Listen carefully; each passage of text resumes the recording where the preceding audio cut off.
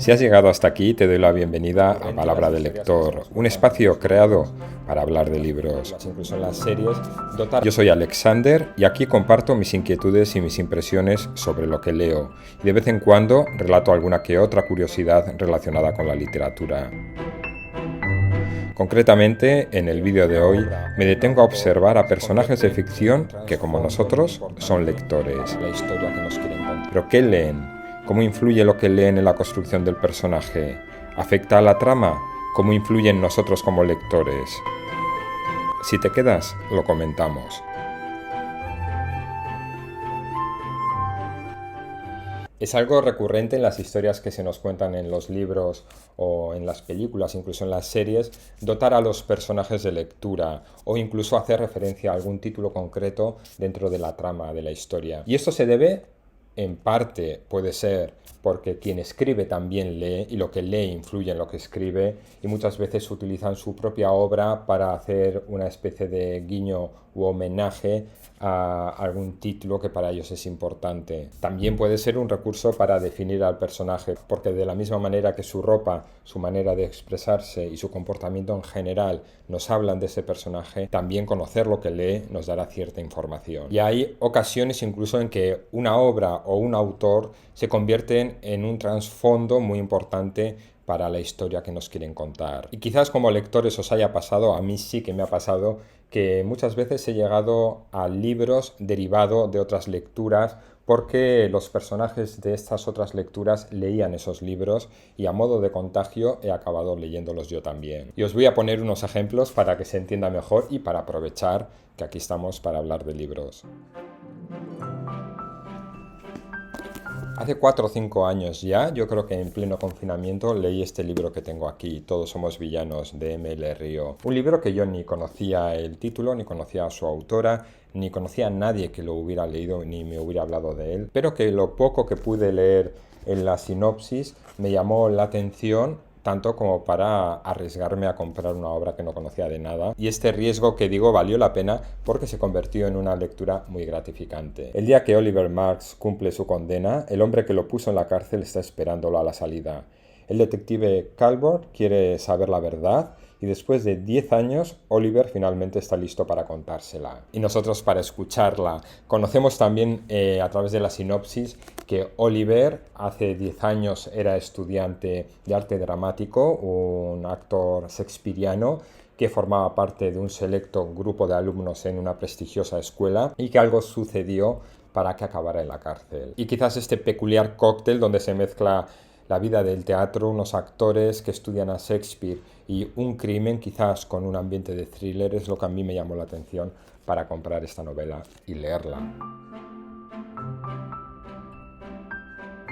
La autora M.L. Río, que en este entonces era bastante desconocida, al parecer había trabajado previamente en librerías, por lo que es una mujer que estaba en contacto con libros, había trabajado en teatros, por lo que había estado en contacto con la cultura, y es una mujer que tiene un máster en estudios de Shakespeare. Y se nota, porque lo que leemos aquí solo lo puede haber escrito alguien con mucho conocimiento sobre la obra de Shakespeare y apasionada también de su obra.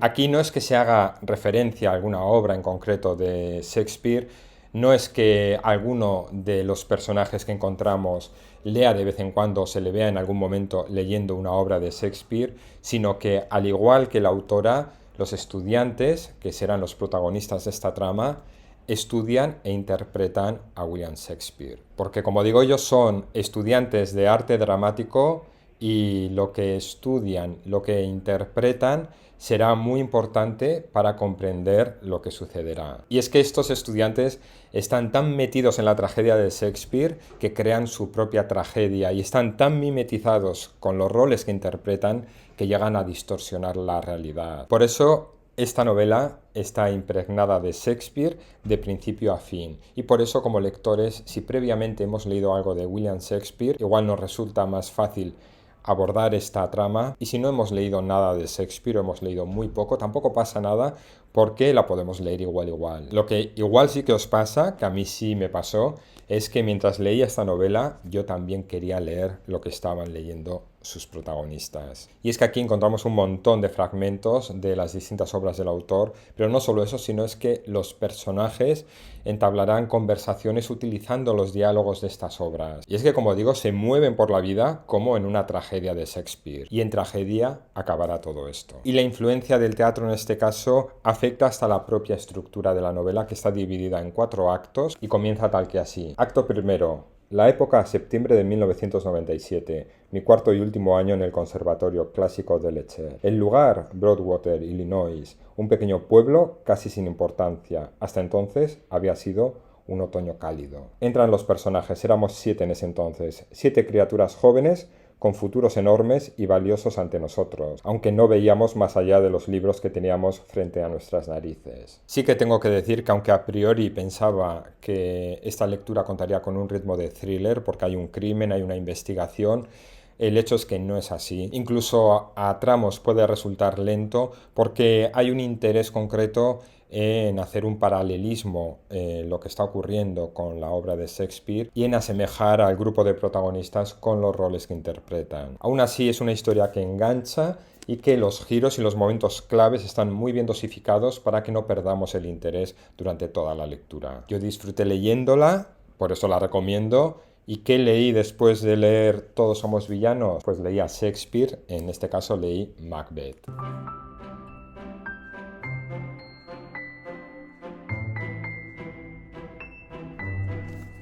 Bueno, pues voy mucho más atrás en mi vida lectora, concretamente a mi adolescencia, cuando leí esta novela que tengo aquí, Rebeldes, que en algunos casos la catalogan como una novela juvenil, aunque yo creo que es bastante apta para todos los lectores. Yo la leí con 13 años, pero lo realmente llamativo es que su autora, Susan Hinton, contaba con tan solo 15 años, solo 2 más que yo en aquella época, cuando empezó a escribir esta novela. También es una novela que estuvo acompañada de cierta controversia, que yo no se la vi por ninguna parte, pero es verdad que cuando se escribió corría el año 1967, quizás se consideraba que esta autora trataba los conflictos sociales de manera muy cruda, quizás también teniendo en cuenta que era apenas un adolescente.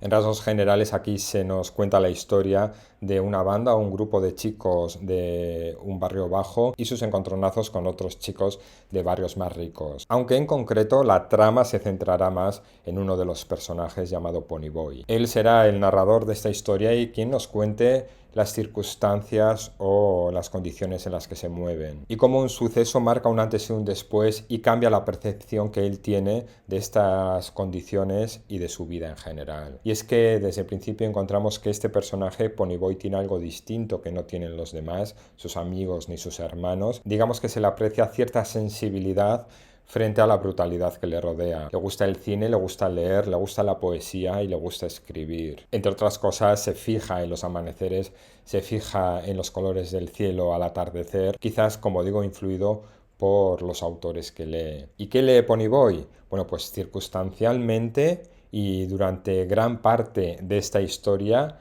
la pasa leyendo Lo que el viento se llevó. Una novela muy larga, pero que les mantiene entretenidos durante un periodo de tiempo que tienen que estar escondidos del mundo.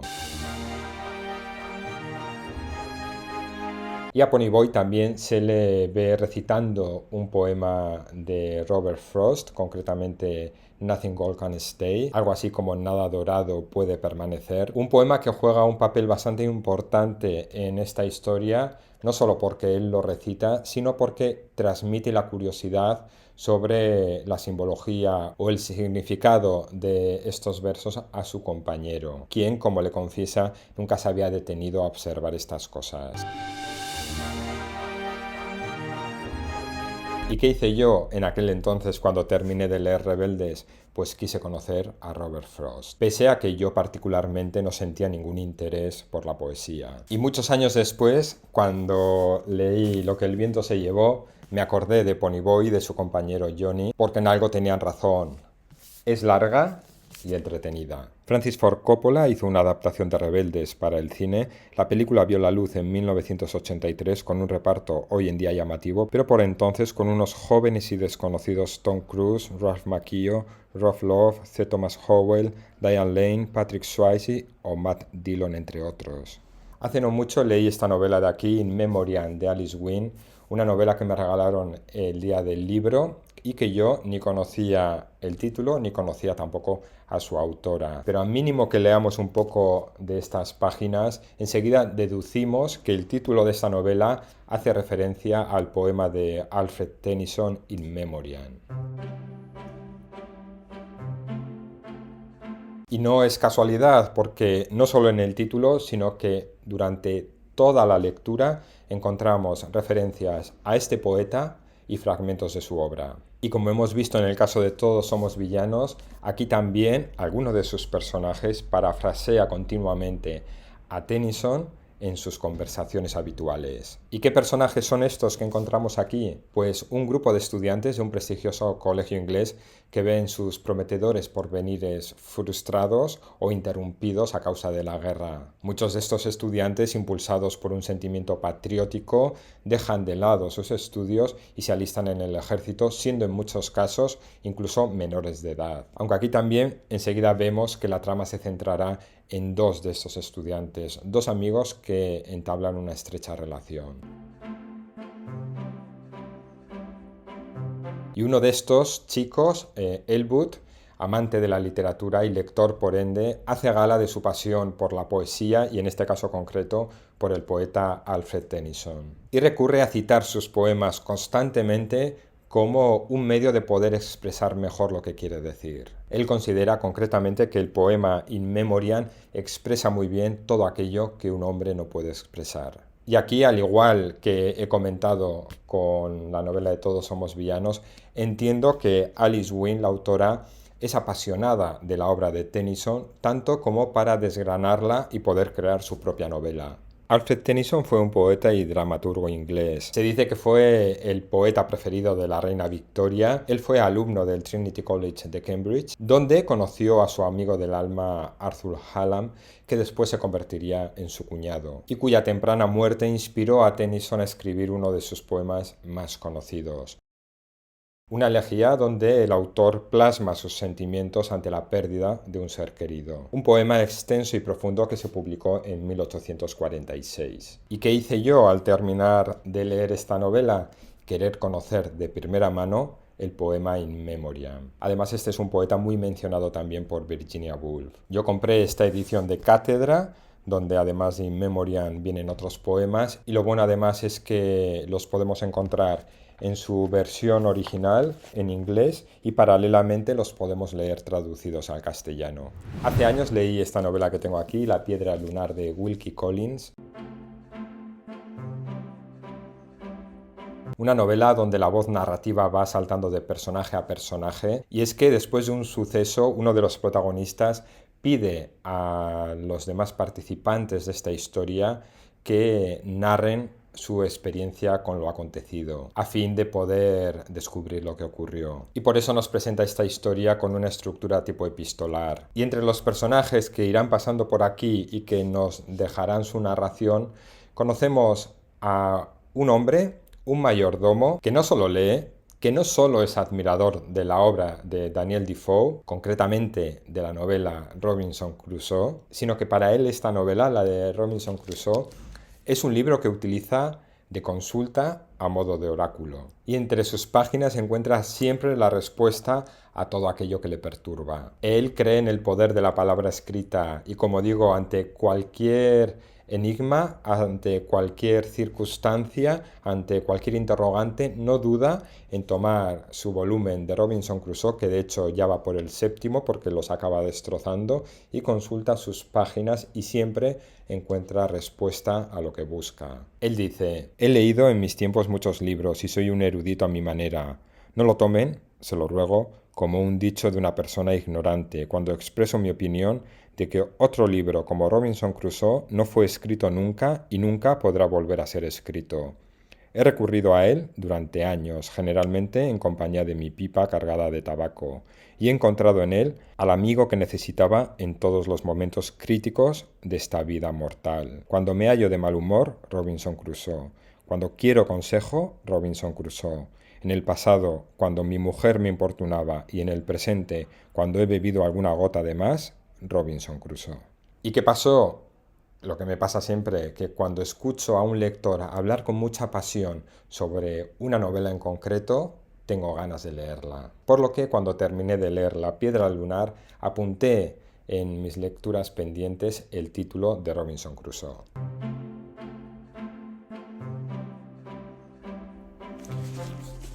Y no mucho después, yo también leí Robinson Crusoe. Es una novela que, pese a que por supuesto ya conocía, a que más o menos intuía qué me podía encontrar en su interior, me sorprendió bastante y creo que tiene muchísimo contenido para poder interpretar y sobre todo para poder reflexionar. Pero no solo en las novelas los personajes de ficción leen, sino que también es un recurso que se ha llevado al cine, incluso a las series. Pero yo creo que en estos casos, sin embargo, se utiliza este recurso de manera distinta, ya que el lenguaje en las series y en el cine es muy distinto al de la literatura. En muchas películas y series podemos ver a uno de los personajes leyendo y no necesariamente se nos va a indicar o se va a hacer referencia a esa novela, pero sí se nos va a enfocar y nosotros podremos interpretar qué información nos da lo que lee sobre el personaje. Vamos a ver algunos ejemplos, en este caso de series que yo he visto y que me han gustado mucho y donde alguno de sus personajes lee. Si hay una serie que ha hecho referencia a libros, a autores y a pasajes literarios, ya sea de manera explícita o indirectamente, es Lost o Perdidos. En esta serie se narran las vivencias de un grupo de supervivientes de un accidente aéreo que quedan atrapados en una isla misteriosa. Es una serie de 6 temporadas y de 121 episodios. Es una serie que causó furor, a mí me tuvo enganchadísimo, es verdad que un poco decepcionado por el final, todo hay que decirlo, y que cualquier alusión que se hiciera a algo había que tomarlo con pinzas, analizarlo e interpretarlo, porque solo así uno podía crearse sus propias especulaciones. Y entre todas estas referencias que podían tomarse a modo de pista, estaban los libros. De hecho, he podido leer lo siguiente. El furor por comprar los libros exactos que aparecían en la serie Perdidos hizo que los creadores del show se esforzaran con esmero, temporada tras temporada, por incluir en cada capítulo obras literarias repletas de significado que ayudaran a aumentar aún más los interrogantes que rodean a cada personaje. Y entre los personajes que protagonizan esta historia, que son muchos porque es una historia muy coral,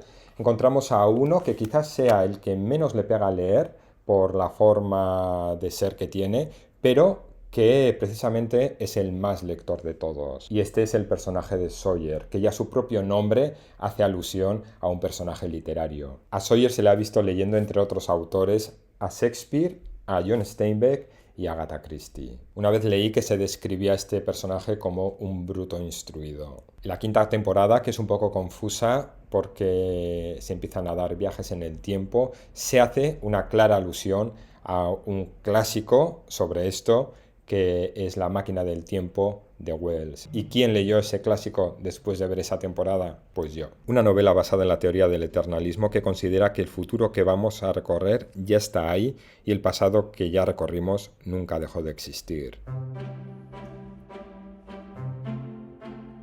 Una serie que vi hace ya unos cuantos años, que cuenta con 7 temporadas y que me gustó bastante por sus tramas, por la estética y por sus referencias, fue Mad Men. Una serie ambientada en el Nueva York de los años 60 y en ella se relata el día a día de una agencia de publicidad y lo despiadado que era el sector y los negocios en general en aquel momento. Y en esa serie en concreto podemos encontrar muchas alusiones a la literatura.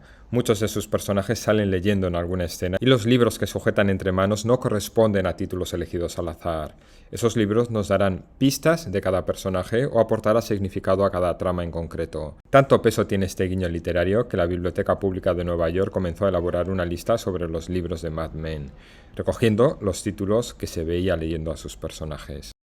Y nada más, hasta aquí el vídeo de hoy, hasta aquí este repaso rápido por unas obras donde encontramos personajes que leen, o series también, que como siempre digo no es más que una excusa para venir una semana más y hablar y recomendar una serie de libros. Yo como siempre os doy las gracias si aún estáis por aquí por haberme acompañado durante estos minutos y me despido ya hasta un siguiente vídeo donde volveré a venir a hablar de libros. Mientras tanto, espero que disfrutéis de vuestras lecturas. Hasta luego.